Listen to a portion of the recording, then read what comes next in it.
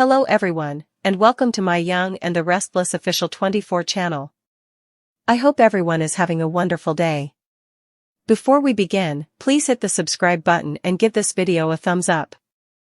Christine had always been the fighter, the woman who walked into every storm with her chin up, but nothing, absolutely nothing, could have prepared Genoa City for the night her world went dark in a deafening crack of gunfire and the shocking realization that Phyllis Summers, the woman who had once called her a frenemy, had pulled the trigger in a moment of pure, red-hot, catastrophic rage. The events leading up to that moment unfolded like a slow-motion nightmare, with Christine determined to confront Phyllis one final time and put an end to the escalating tension that had wrapped itself around Danny Romolotti like a noose. But before Christine could even finish the sentence beginning with "We need to clear the air," Phyllis snapped, eyes unhinged, breath shaking, hands trembling, as she hurled accusation after accusation, claiming that Christine had stolen Danny's heart, stolen his future, stolen the life Phyllis believed she deserved, and it was in the middle of that emotional tornado that Phyllis reached into her purse and pulled out the gun she had been hiding for days, a weapon she swore she only carried to protect herself. But in that instant, under the weight of jealousy, desperation,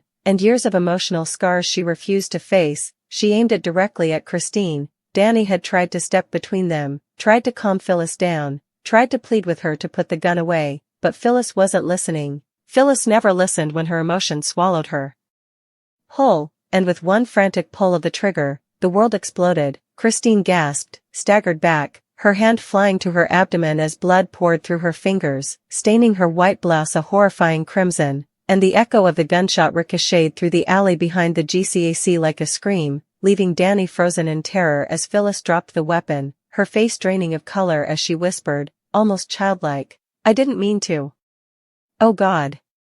I didn't mean to," but intent no longer mattered because Christine collapsed seconds later, her body hitting the pavement with a sickening thud, and Danny dropped to his knees beside her, desperately pressing his hands to the wound, telling her to stay with him, begging her not to close her eyes. The police sirens grew louder, first distant, then overwhelming, and Phyllis backed away in a daze, shaking uncontrollably, trying to convince herself this wasn't happening, that she hadn't just shot Christine Blair, that she hadn't let jealousy consume her so thoroughly that she became her own worst nightmare again. But when Chance and the officers stormed in, guns raised, voices sharp with urgency, Phyllis didn't run, she didn't scream, she simply lifted her hands as tears streaked down her cheeks, whispering incoherent apologies as the officers cuffed her and read her rights, while paramedics swarmed Christine, lifting her limp, bloodied body onto a stretcher and rushing her into the ambulance as Danny refused to leave her side, climbing in with her as the doors slammed shut and the vehicle sped into the night, sirens wailing like a warning that Genoa City would never be the same.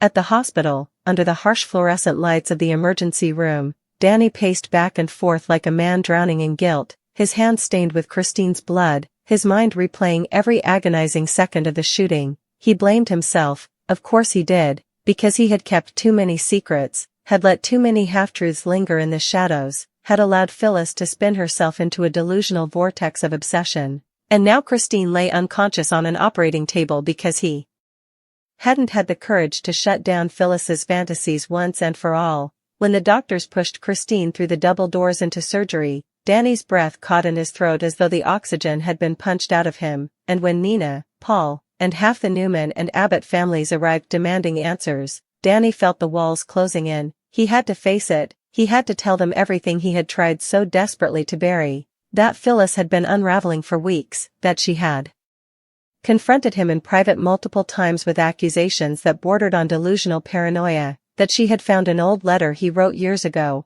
one he had forgotten existed, where he confessed lingering confusion about whether he and Christine were destined to find their way back to each other someday, a letter Phyllis interpreted as proof that Christine had been trying to reclaim him. Danny admitted that he had tried to keep the peace, tried to reassure Phyllis without confronting the truth head-on, and his silence, his fear of reigniting history, had created the emotional battlefield that led to the shooting. His confession left the room in stunned silence, with Nina demanding to know why he didn't tell Christine, and Paul struggling to contain the fury that rose inside him at the thought of his ex-wife paying the price for Phyllis's instability. Meanwhile, in the holding cell at the station, Phyllis broke in ways she hadn't broken since she faked her death. She sat on the cold bench, rocking slightly, her hands buried in her hair as the weight of what she had done crashed over her. She remembered every second, every word, every tear Christine shed before she collapsed, and for the first time in a long time, Phyllis couldn't spin a lie, couldn't craft a narrative, couldn't twist the truth to make herself the victim, because the blood on her hands wasn't metaphorical this time, it was real, it was terrifying, and it was entirely her fault. As Chance approached the cell to deliver updates, Phyllis lifted her head, her eyes red and swollen, her voice cracking as she asked, "Is she alive?" And when Chance told her Christine was still in surgery, still fighting for her life, Phyllis broke again, collapsing to the floor as sobs ripped through her chest. She wasn't thinking about Danny now, or her jealousy, or the decades of rivalry. She was only thinking about Christine lying on an operating table because she had lost control. Back at the hospital, Danny met with the surgeon, who emerged with blood-splattered scrubs and an exhausted expression, explaining that Christine's injuries were severe. The bullet had torn through tissue dangerously close to major arteries, but she was alive, stabilized, though still unconscious. The relief in Danny's chest was immediate and overwhelming, but it didn't erase the guilt strangling him from the inside. He took Christine's hand when they were finally allowed to see her in recovery, whispering to her even though she couldn't hear him, telling her he was sorry, telling her he should have protected her better, telling her he should have told her everything long before Phyllis spiraled into violence. Word of the shooting spread across Genoa City like wildfire, news alerts, frantic phone calls, whispers buzzing through the Grand Phoenix, and the reactions were explosive. Lauren was furious, Michael was torn between his legal obligations and moral outrage, Daniel struggled with his loyalty to his mother and his horror at her actions. Summer collapsed into Nick's arms in tears when she heard Phyllis had been arrested for attempted murder, and Sharon, Abby, Lily, and nearly everyone else in town felt the shockwave of a rivalry that had finally crossed the ultimate line. It was more than just another Phyllis stunt, this was unforgivable, unforgettable, and entirely irreversible. And still, Christine lay unconscious, her breath shallow, her body bruised, her future uncertain, while Danny sat at her bedside through the long night, refusing to leave even for a second because if she opened her eyes, if she fought her way back to him, he wanted to be the first face she saw. But the truth he confessed pressed on his mind like a stone he couldn't lift, because when Christine woke up, she wouldn't just be waking to physical pain, she'd be waking to betrayal, to heartbreak, too. The knowledge that Phyllis had shot her out of a twisted belief that Christine and Danny still had unfinished business, and deep down, Danny feared that Phyllis wasn't wrong. He feared that his feelings, buried, ignored, pushed aside, would now rise to the surface and force him to confront the very thing he'd been running from, the reality that Christine still held a part of his heart.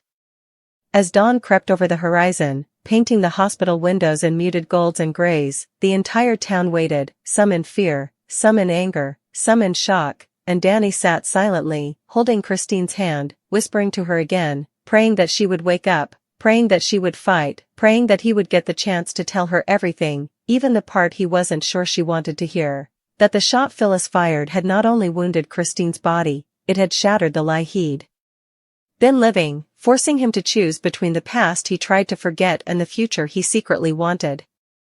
The hospital room remained still, filled only with the rhythmic beeping of machines and the soft hum of ventilation, yet the stillness felt deceptive, because outside those doors, Genoa City was vibrating with chaos, outrage, fear, and speculation. Christine Blair Williams lay motionless, fighting a private battle inside a body torn by violence, while the world around her spun into pandemonium, and Danny, sitting beside her with bloodshot eyes, felt like he was teetering on the edge of losing her forever.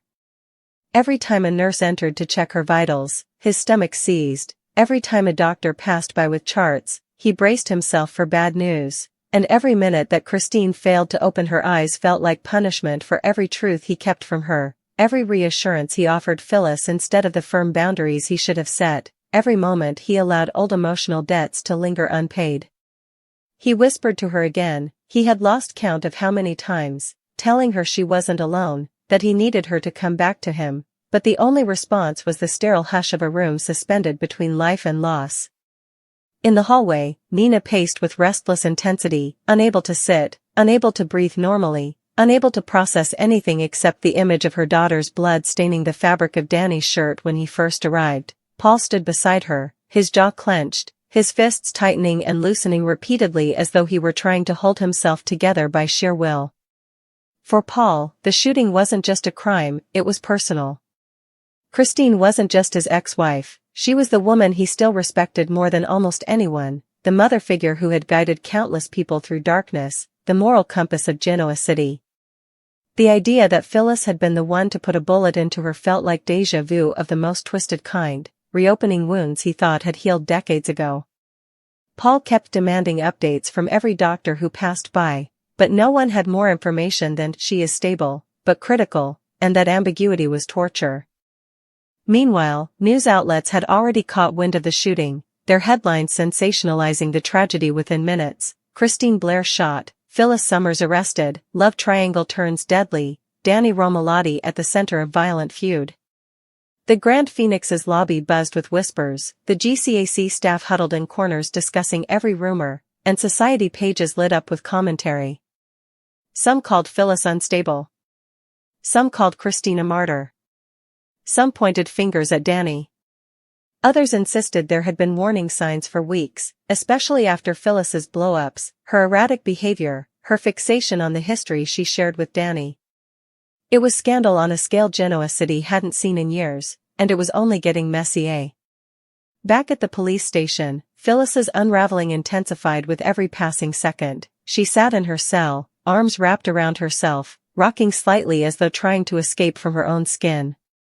Her mind replayed the shooting over and over, the rage, the pleading, the flash of metal, the explosive crack, Christine's eyes widening, Danny screaming, the silence after she fell. It tormented her. For once, Phyllis didn't blame Christine, or the world, or an unfair system, she blamed herself, fully and brutally. Tears streaked her face, unchecked, raw, unfiltered. When Chance walked by again, she shot up from the bench, gripping the bars with trembling fingers, her voice cracking as she begged him to tell her something, anything, new. Is she alive? Is she still alive? Please, Chance, please. Her desperation was so palpable that even Chance, hardened by years on the force and by Phyllis's countless manipulations, felt a pang of sympathy beneath his anger. He finally said, "They got the bleeding under control. That's all I know." Phyllis covered her mouth as she gasped, the hint of hope slicing through her terror, but it didn't erase the reality that she would soon be charged with attempted murder. And unlike past crimes, there would be no loopholes, no clever lawyers undoing the evidence, no staged deaths or fake identities to save her. This time, she pulled the trigger. This time, hundreds of witnesses heard her threats. This time, there was no pretending she had been framed. While Phyllis spiraled, Daniel Romalotti spent hours interrogating himself at Crimson Lights, replaying the months leading up to this. He knew his mother wasn't blameless, but he also knew she hadn't woken up one morning planning to commit attempted murder. Daniel had seen her slipping, emotionally, psychologically, ever since the chaos with Summer's kidnapping and the trauma of nearly losing her children. He had seen her loneliness, her guilt, her longing for redemption, and her desperation to cling to anything familiar, including him. Now she was sitting in a jail cell, and his heart broke in two directions, for Christine, who might not survive, and for his mother, who might be beyond saving. Summer arrived, her tears immediate as she fell into Daniel's arms, whispering, "Tell me she didn't, tell me Mom didn't really shoot Christine." But one look at Daniel's face answered everything. Summer sobbed harder, grieving the mother she feared she had already lost. At the hospital, the long hours of waiting began to erode Danny's composure. As night turned into early morning, he reached a point where he couldn't stay silent any longer. He turned to Nina and Paul, both sitting rigid in their chairs, and he said quietly but with a heavy ache, "I have to tell you something, both of you." They looked at him, tired, grief-stricken, wary. Danny swallowed hard, rubbing his hands over his face. Phyllis didn't just snap out of nowhere. She found something. Something I wrote a long time ago. A letter, one I shouldn't have kept. Paul stiffened instantly, Nina's eyes narrowed. Danny continued, voice hushed. "It was a letter I wrote when Christine and I were separated, One where I admitted I wasn't sure our story was completely over. Nina inhaled sharply. Paul stared at him, expression unreadable, but tension radiated from him like heat. Danny added, Phyllis found it. And she convinced herself Christine was trying to take me back. Nina rose abruptly, pacing away from him, fury simmering beneath her grief. So you're telling me Phyllis shot my daughter, because of a letter, she said, voice sharp. Danny shook his head vigorously. No. No, Nina. I'm not saying that. I'm saying she was spiraling. And I didn't realize how bad it was until it was too late. Paul stepped forward, eyes dark. Did Christine know about this letter? Danny lowered his gaze. No. I never told her. Paul's voice hardened.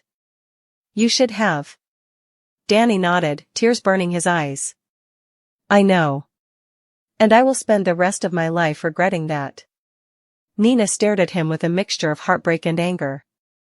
My daughter wouldn't be lying unconscious in that bed if you had cut Phyllis off sooner. Danny didn't argue, because she wasn't wrong.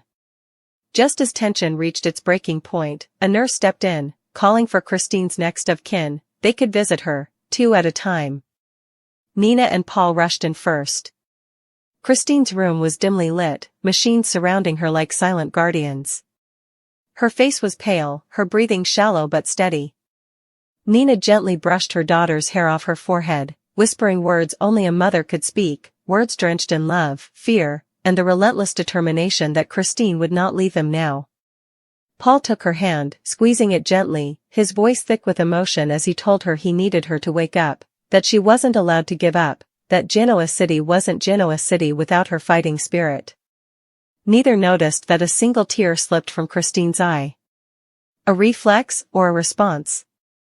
They couldn't be sure. But it gave them hope. Hours later, when Danny finally had his turn again, he sat beside Christine and took her hand, lifting it gently to his lips. I'm so sorry, he whispered, voice breaking. I should have protected you. I should have told you everything. I should have never let her get close enough to hurt you. His tears hit the back of Christine's hand, and for a moment, her fingers twitched. Danny froze, breath caught in his throat.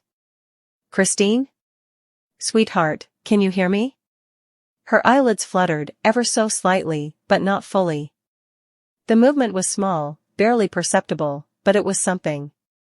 Danny jumped up, calling the nurse, and soon the room flooded with doctors assessing her responsiveness. They confirmed she wasn't waking yet, but the reaction was promising, her neurological responses were strengthening. Danny exhaled, overwhelmed by relief, and sagged back into the chair.